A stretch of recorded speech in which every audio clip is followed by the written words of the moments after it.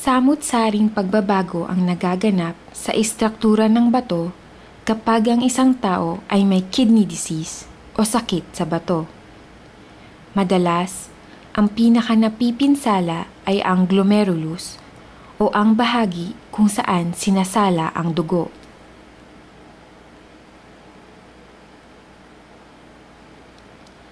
Dalawa sa mga pinakamadalas na sanhi ng sakit sa bato ay ang high blood at diabetes.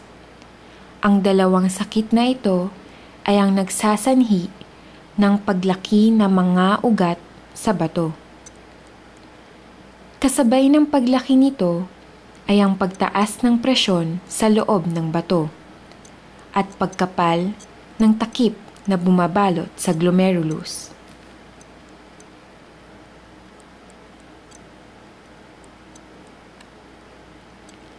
Dahil sa pagkapal ng istrukturang bumabalot sa glomerulus, hindi gaanong nasasala ang ating dugo at hindi na itatanggal ang mga dumi o waste products na nakikita sa dugo.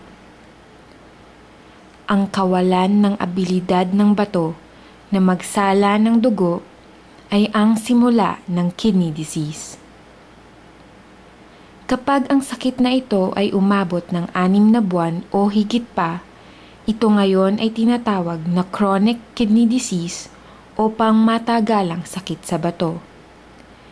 Ang kadalasang tinitignan na laboratory value sa kidney disease ay ang dami ng creatinine sa dugo.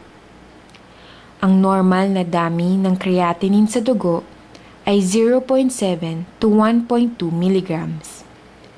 Anumang resulta na tataas dito ay nagsasaad ng sakit sa bato.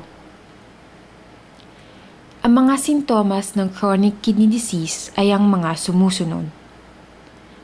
Mataas na creatinine sa dugo at protina sa ihi, mataas na presyon, pamamaga ng paa o kamay, pagbabago sa pag-ihi,